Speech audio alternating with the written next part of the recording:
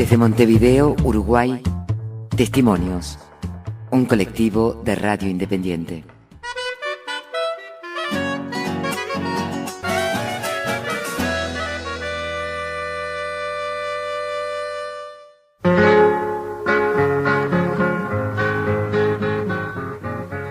Unos mucho y otros nada, y eso no es casualidad. Unos mucho y otros nada, y eso no es casualidad. Si el maíz crece desparejo, alguna razón habrá. Si el maíz crece desparejo, alguna razón habrá. Que venga el trigo, que venga el maíz, que venga el choclo para ensalar. Que venga el trigo, que venga el maíz, que venga el choclo para ensalar. El pasado 6 de septiembre fallecía en Montevideo a los 71 años el cantor uruguayo Marcos Velázquez. La crisis en Uruguay tiene dos explicaciones.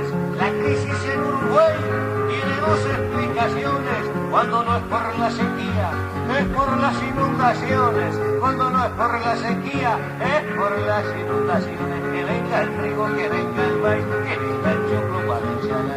Que venga el trigo. En el programa de hoy nos acercaremos un poco a su historia. Yo me crié por allá, donde termina Nuevo París y empieza el Paso de la Arena, en un barrio que parece raro, pero es así, un barrio gaucho. ¿Por qué? Porque por ahí pasaba el camino de las tropas, que iba de la Tablada hasta el frigorífico. Y se veían paisajes que parecían sacados de cuadros de Juan Manuel Blanes, porque había una serie de gente gaucha que trabajaba en eso, en tropear, ¿no? Eran troperos que llevaban las tropas a pie, por el camino de las tropas, desde la Tablada hasta el frigorífico. Y en casi todos los boliches de ahí del barrio habían cantores y habían payadores. Ahora con el tiempo me doy cuenta de que esos boliches eran como casas de la cultura. Si uno quería escuchar a un buen poeta, un buen cantor, un acordeonista, un recitador, estaban ahí, en el boliche. Es decir, que me crié en un barrio de cantores. Mi padre era un tipo muy enamorado de la canción criolla, escribía también él. Muchos cantores uruguayos le cantaban cosas a mi padre. Molina, por ejemplo, cantaba cosas de mi viejo. Y me crié en un ambiente de cantores y de payadores.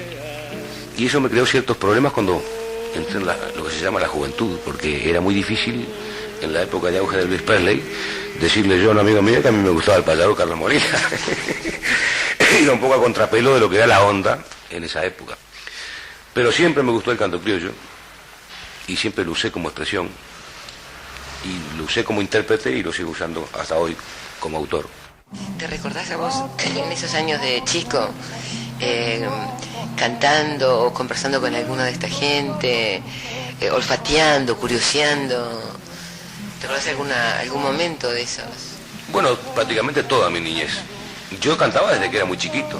Yo te decía, Nel, que a mí comentando el asunto de cómo no se difunde lo nuestro, que a mí en la escuela me hacían cantar Alma Llanera y Camino del Indio de Atahualpa Yupanqui. Nunca nada uruguayo.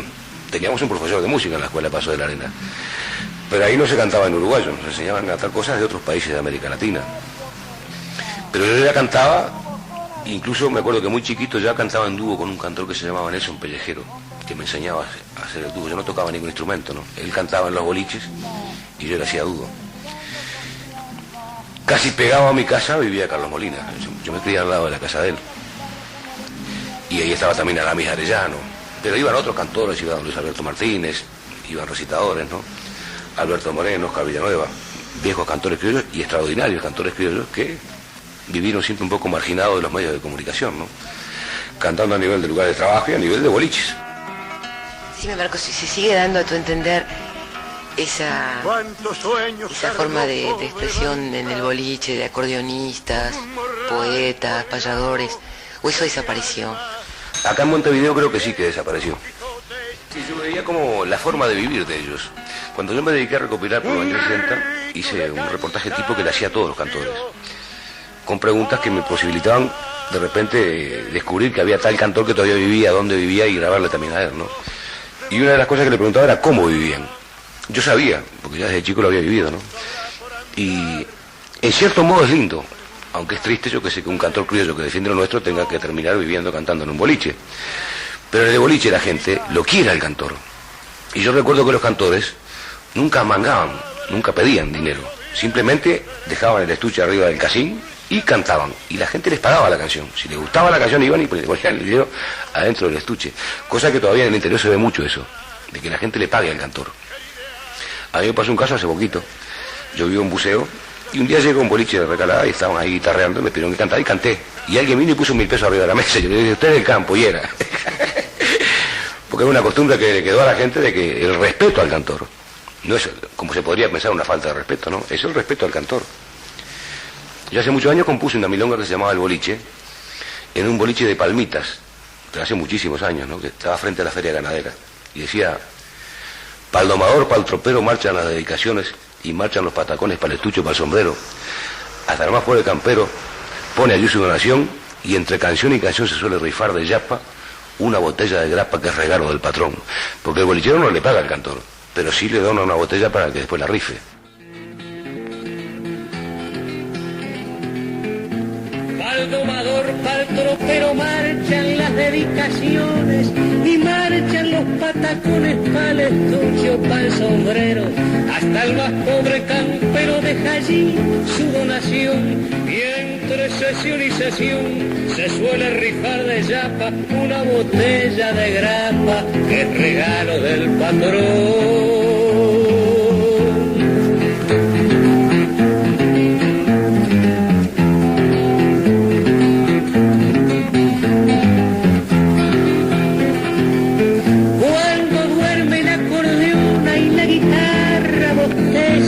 Se arma monte en una pieza y la indiada se amontona, una china querendona, se le acomoda el coimero y el piernaje es tan entero que a la timba se le agregan los 2 milicos que llegan a cuidar el entrevero. ¿Eso sigue existiendo ahora?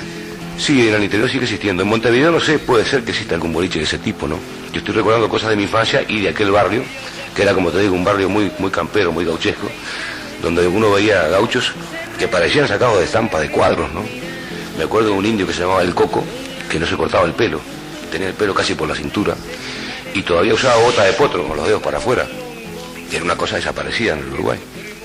Pero era gente realmente de ese oficio, eran troperos, eran domadores, ¿no? ¿Cómo avanza mi nación?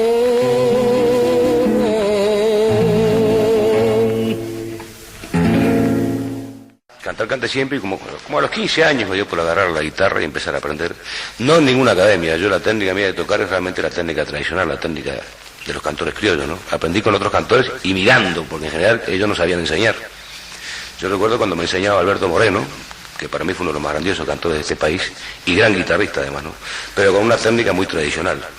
Y él no sabía enseñar, quería enseñarme, pero no sabía.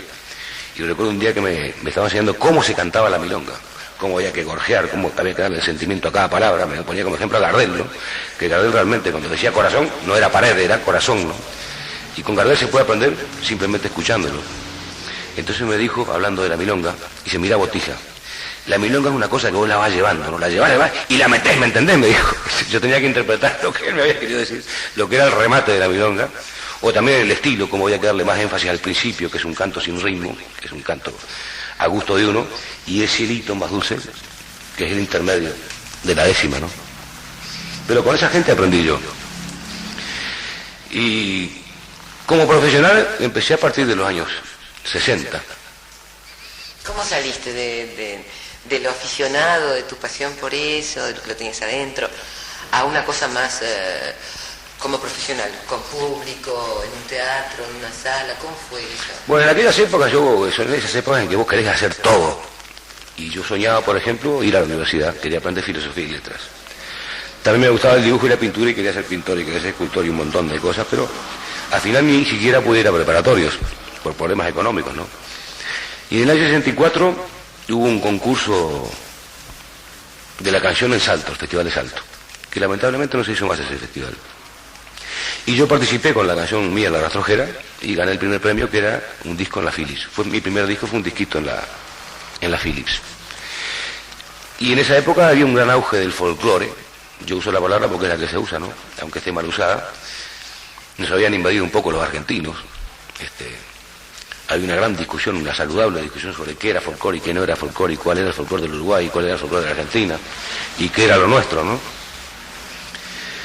Y habían en esa época muchos lugares donde se cantaba, muchos lugares nocturnos, que ahora desaparecieron también, se llamaban minerías, se llamaban peñas, ¿no? Las Carretas, los Cocuyos, Teluria. Había lugares donde cantar, donde vivir del canto. Y yo empecé a dedicarme al canto. Me gustó mucho como medio de expresión, empezar a componer, expresarme de ese modo.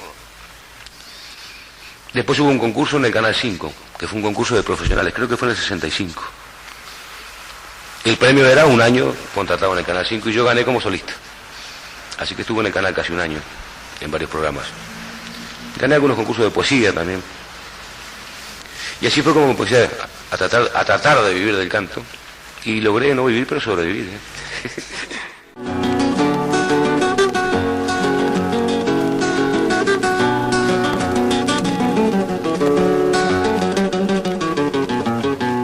¿Te acuerdas cuando por el Prado, con el pretexto de estudiar, íbamos juntos a aburrir nuestros cuadernos tirados en el trebolar?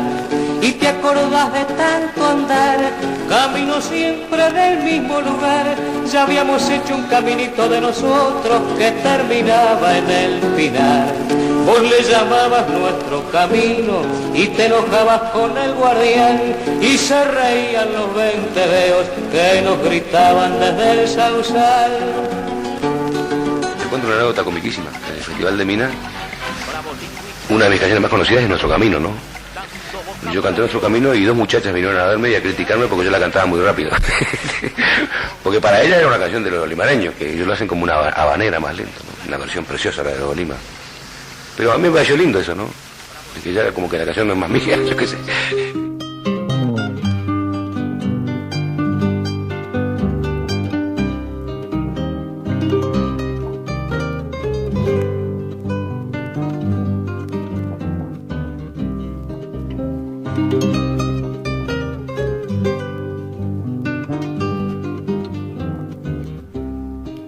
Cuando la vida nos llevó por diferentes sendas a luchar, yo iba solito hasta la sombra de los pinos, con el camino a conversar. Yo iba solito hasta la sombra de los pinos, con el camino a conversar. Pero una tarde no lo hallé, lo habían tapado igual que ayer, los macachines y los tréboles de olor, su tumba en flor, qué triste ver. Lo que uno crea es, las canciones, por ejemplo, son como hijos, ¿no? Uno no las hace para que mueran, las hace para que vivan. Solo que en las canciones, ¿ves? Ya no depende mucho del autor que vivan o no vivan, depende de la gente. Por eso te decía que para mí es un orgullo que tantas canciones mías sobrevivan, gracias a otros cantores como Cita Rosa, como Labano Carrero, como los limareños, como Washington, Teresita Minetti, yo qué sé. Acá quedaron muchas, a pesar de mi larga ausencia, quedaron muchas canciones mías que las canta la gente, ¿no? Que las conoce.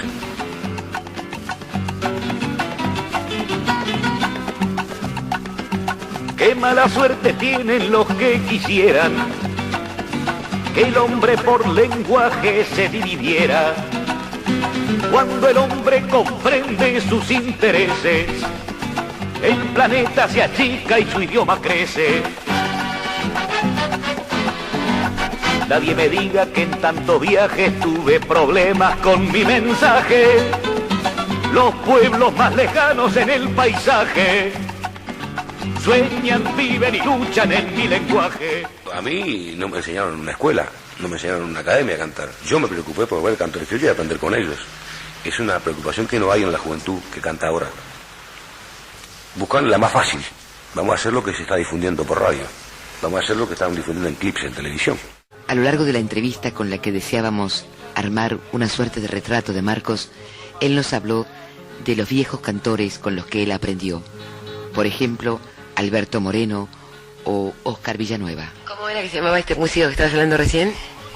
¿Oscar Villanueva? Sí, Oscar Villanueva. ¿Tenés cosas grabadas de él también? Sí, ahí tengo un cassette con algunas cosas de él, 4 o 5 canciones de él. Sos el tirador plateado que a mi chiripa sujeta. Sos eje de mi carreta. Sos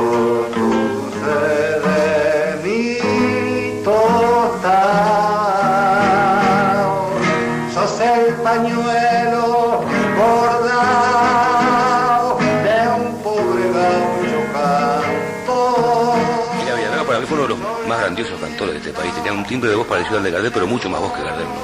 Entonces cantaba cosas muy difíciles. Y era también un cantor de boliche, ¿no? Y el lujo que él tenía era nunca jamás pedir silencio.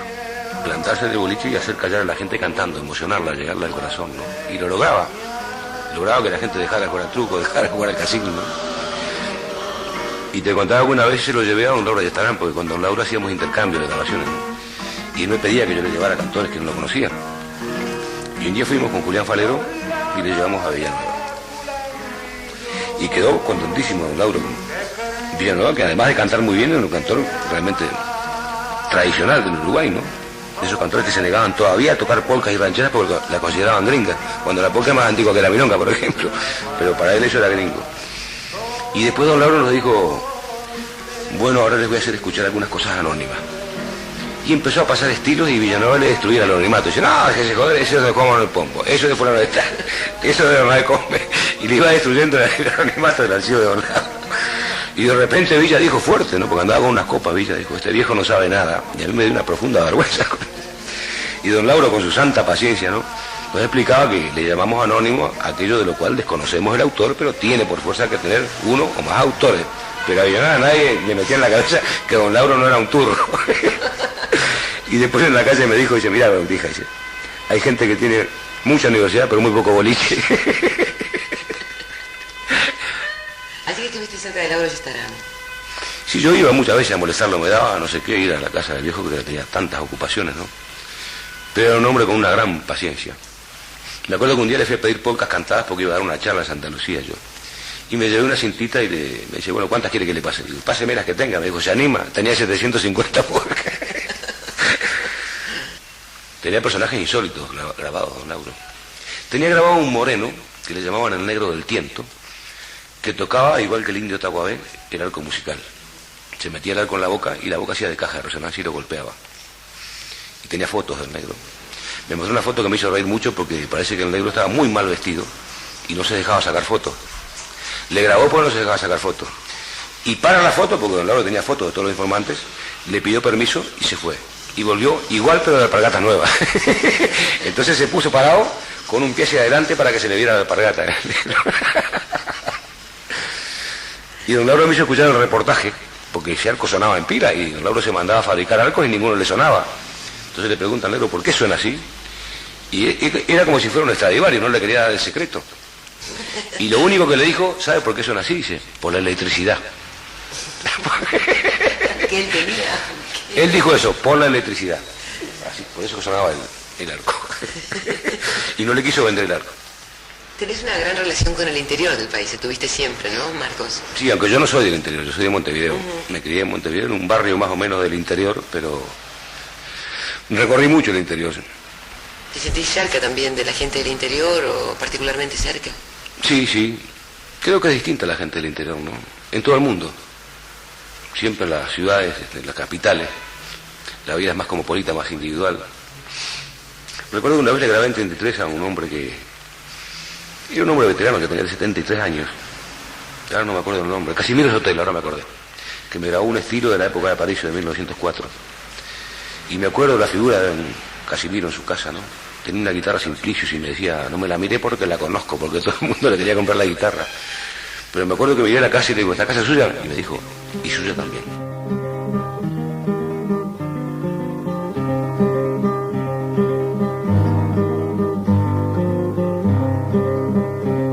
Cantores de mi pueblo, monte viajero, que traslada sus silbos al mundo entero, como un grito forjado con risa y llanto, llevan la voz del pueblo que les dio el canto.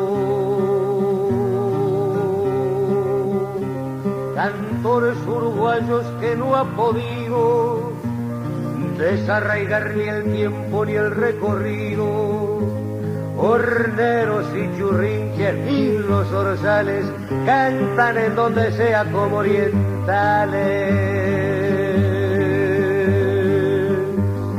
Y en la patria lejana que nos espera se anuncia en voces nuevas la primavera.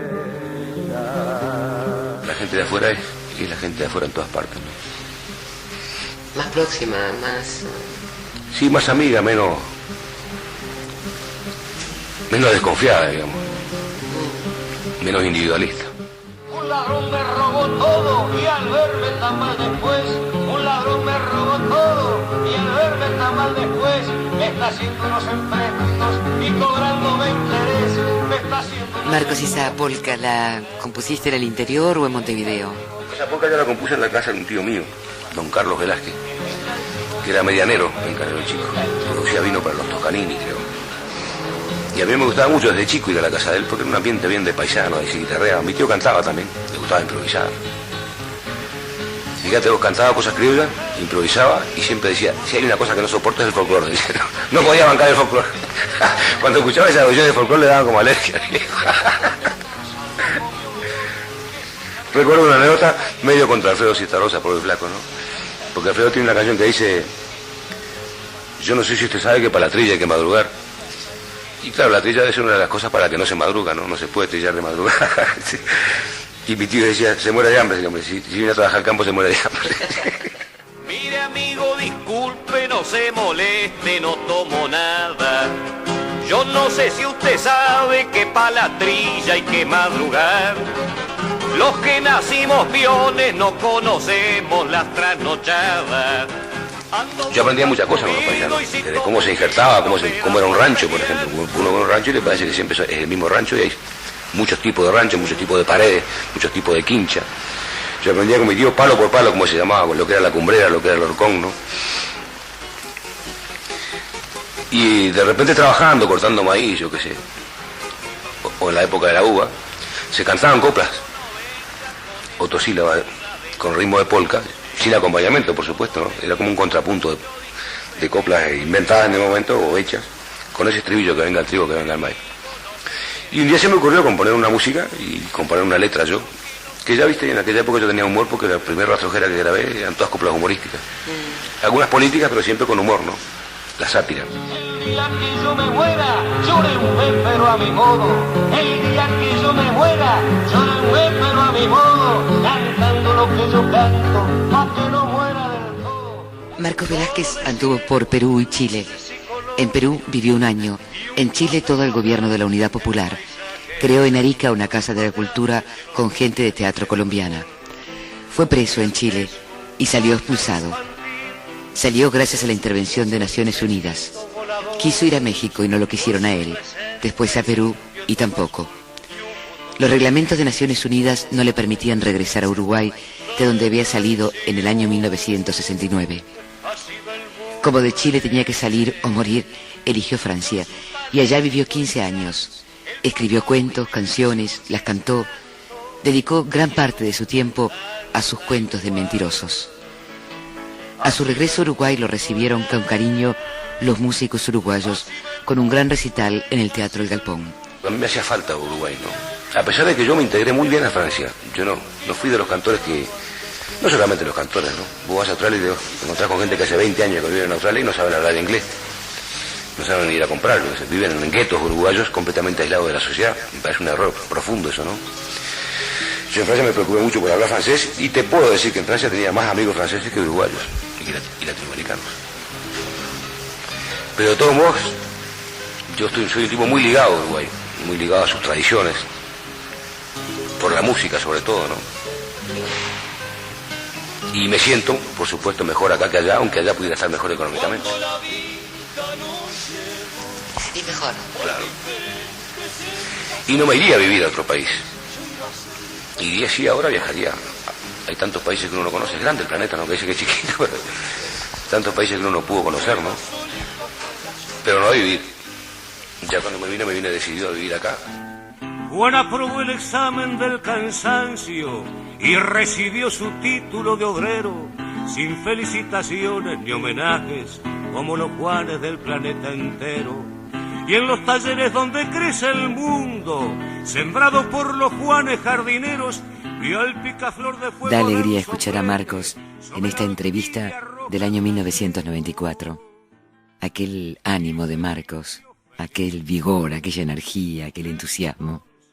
Marcos fue un enamorado de la vida y muy particularmente de las raíces nuestras más auténticas, esas que la civilización se encargó de acallar. Pero él quedó marcado para siempre por aquellos criollos, cantores y poetas, y creó desde aquella memoria de su infancia y juventud. Compuso cientos de canciones. Le hubiera gustado editarlas todas, pero lo que más lo apenaba era de que de aquellos recitadores, cantores y guitarreros, sus maestros, no hubiera registros. Cuando debió entonces rendir otro examen, cuando en la casa le faltó el dinero y se enfrentó en el mitin a un jurado vestido de metralla y coracero, y recibió los golpes y la bala y vio cómo caían los primeros, y en la pizarra oscura de una celda aprendió la palabra compañero. Acá hubo una gran represión contra el gaucho y contra el indio, y nos han educado en un racismo brutal. Entonces, cantar en gaucho era muy difícil. Defender la tradición en este país, como lo hacía Elías Regules a fines del otro siglo, era tremendo. Y decirse cantor gauchesco era una cosa como menospreciada. Siempre fueron despreciados los cantores uruguayos. Yo le comentaba a Daniel la cantidad gigantesca que hubo de cantores extraordinarios en este país. Muchos que todos los viejos te dicen, este era mejor que Gardel, Pepo era mejor que Gardel, fulano era mejor que Gardel. Gardel quizás se salvó porque se dedicó a cantar modas, a pesar de que es grandioso Gardel, yo soy gardeliano, ¿no? Pero quizás si Gardel hubiera seguido como cantor criollo no hubiera ni siquiera grabado en este país.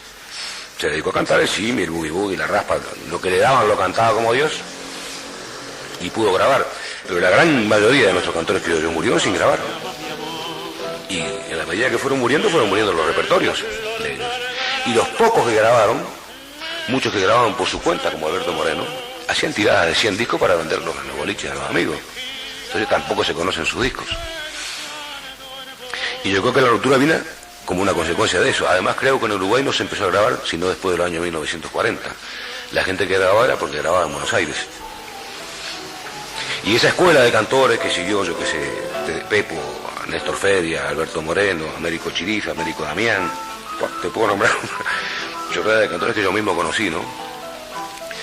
Esa gente murió sin grabar, bueno, le transmitió su canto a otros, ¿no? Porque Alberto Moreno murió ahora a los 76 años, pero mucho más joven, aprendió con Néstor Feria, aprendió con Damián, aprendió con Chirif, y yo aprendí de él, uno de mis grandes maestros fue Alberto Moreno. Pero esa gente murió y quedó como desconocida para la juventud. Y por eso se produce esa ruptura, porque la juventud que quiere cantar en uruguayo no tiene punto de referencia, no sabe a dónde acudir. Hay también una falta de preocupación también. Tampoco hay difusión, ¿no? No hay difusión, pero por ejemplo a mí no me enseñaron en una escuela, no me enseñaron en una academia a cantar. Yo me preocupé por ver cantores criollos y aprender con ellos. Es una preocupación que no hay en la juventud que canta ahora. Porque Alberto Moreno murió ahora, pero cualquier joven hubiera podido ir a Rivera y Soca y decirle, señor Moreno, por favor, no me graba, que quiero ver cómo es un estilo, cómo es una milonga, cómo es una canción criolla.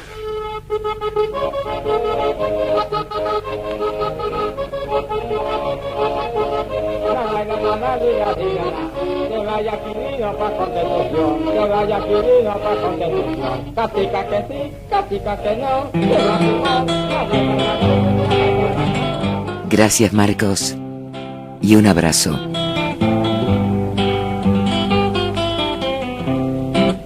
Si vas alto le aconsejo, ya que lleva la intención de escuchar folclore en serio, Aquilino y su acordeón. Le será fácil hallarlo, porque en Salto es tradición encontrar en todas partes Aquilino y su acordeón. Se vaya Aquilino pa' Constitución, se vaya Aquilino pa' Constitución, catica que sí, catica que no, se vaya Aquilino pa' Constitución.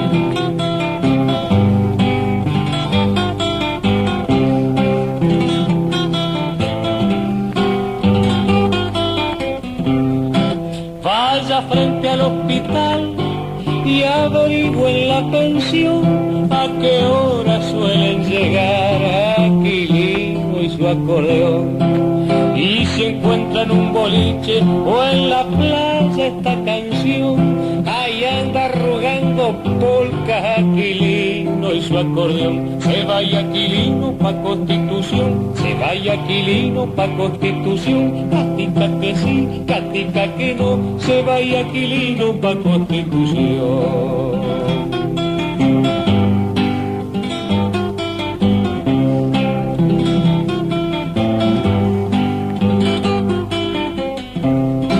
Si usted llega en carnaval, los verá sobre un camión, desfilando disfrazados Aquilino y su acordeón. Y allá enfrente a Nuevitucho, cerquita del corralón, cuando quiera encuentra el rancho de Aquilino y su acordeón. Se vaya Aquilino pa' Constitución, se vaya Aquilino pa' Constitución. Catica que sí, catica que no, se vaya Aquilino pa' Constitución. Se vaya Aquilino pa' Constitución, se vaya Aquilino pa' Constitución. Catica que sí, catica que no.